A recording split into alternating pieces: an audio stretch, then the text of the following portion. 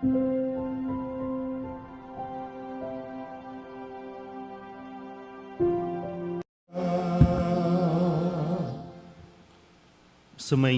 ang Panginoon. At sumayo rin. Ang mabuting balita ng Panginoon ayon kay San Lucas. Papuri sa iyo, Panginoon. Noong panahong iyon, sinabi ni Jesus, "Kawawa kayo mga Pariseyo, ibinibigay ninyo ang ikapu ng yerba buena, ng ruda, at ng iba pang gulayin. Ngunit kinaliligtaan ninyo ang katarungan at ang pag-ibig sa Diyos. Tamang gawin ninyo ito, ngunit huwag naman ninyong kaliligtaang gawin ang mga iba. Kawawa kayo mga Pariseyo, sapagkat ang ibig ninyo'y ang mga tanging luklukan sa mga sinagoga at ang pagpugayan kayo sa mga liwasang bayan. Sa aba ninyo, sapagkat para kayong mga libingang walang tanda at nalalakaran ng mga tao nang hindi nila nalalaman." Sinabi sa kanya ng isa sa mga dalubhasa sa kautusan, "Guro, sa sinabi mong iyan, pati kami kinukutya mo." At sinagot siya ni Jesus, "Kawawa rin kayo mga dalubhasa sa kautusan, sapagkat ipinapapasan ninyo sa mga tao ang mabibigat na dalahin. Ngunit ni daliri ayaw ninyong igalaw sa pagdadala ng mga iyon." Ang mabuting balita ng Panginoon. Pinupuri ka namin, Panginoong Hesukristo. Isang magandang umaga po sa inyong lahat. Ngayon po ay Miyerkules ng ika-28 linggo sa karaniwang panahon. At ngayon po sa pagpapatuloy ng pakikiharap ni Jesus sa mga Pariseyo, matapos na siya po ay pansinin tungkol sa hindi paghuhugas ng kamay, ay kanya naman pong pinaalalahanan itong mga Pariseyo tungkol po sa kanilang nagiging pag-uugali.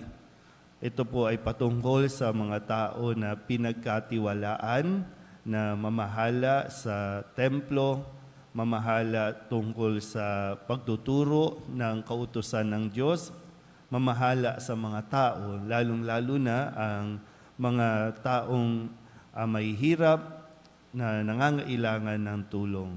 Hindi pwedeng maiwan lamang sa pagpapatupad ng batas, pagpapapasan. Sinasabi nga, pagpapapasan sa mga tao ng mga mabibigat na dapat sinusunod, pero nakakaligtaan nilang na mismo rin sila ay hindi sumusunod.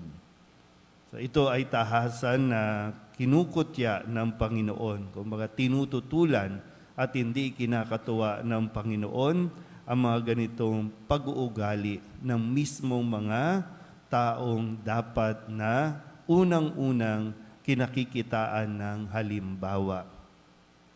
Kaya nga po, maganda rin na sa atin, mapagnilayan din natin, tayo ba, kami ba mga pari, kamusta ba yung aming mga pagsasatupad ng aming mga tungkulin, ng aming mga misyon. No? Gaya na minsan, una, siyempre, pangalagaan ng simbahan. Minsan may naririnig kayong mga gawain, mga fundraising, at kung ano-ano pang mga gawain. Sabi naman dito, hindi naman masama yun. Pero kung ito ay laging nagiging pabigat sa mga tao, baka naiiba na yung aming direksyon. Mayroong yung katotohanan na may mga kasama tayo sa simbahan na nagagamit ang simbahan, nagagamit ang relihiyon, nagagamit ang pagpapapuri sa Diyos para lamang kumita sa pansarili. Kaya kumbaga para kay Kristo, nakaka-disappoint ito para sa mga taong simbahan, sa mga taong gumagamit ng pangalan ng Diyos, gumagamit ng pangalan ng simbahan para lamang kumita. Hindi ito kaaya-aya sa harapan ng Panginoon at hindi ito makakabuti rin sa kalagayan natin. Kaya nga sabi ni Jesus, kawawa kayo. Kawawa kayo. Matindi nga yung isang ginamit para kayong mga libingan na mapuputi sa labas, pero sa loob, nabubulok. Hindi tayo pwedeng maging pakitang tao o panlabas lang ang ating maging mga pinagkakaabalahan. Kailangan din nating lalong-lalo na suriin ang ating mga sarili, ang ating mga kalooban. Kasi walang makakaligtas sa mata ng Diyos sa ating po mga hangarin sa buhay.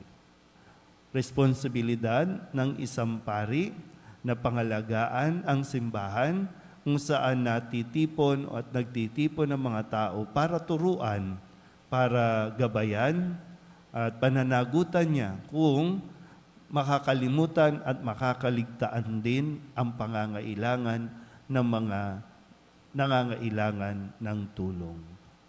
Kaya patuloy nawa natin na ipagdasal ang mga taong simbahan, lalong-lalo na sa pangunguna ng mga pari, ating obispo, upang sila po ay talagang hindi maligaw dahil lamang sa katanyagan, dahil lamang sa pera, dahil lamang sa kapangyarihan. Amen.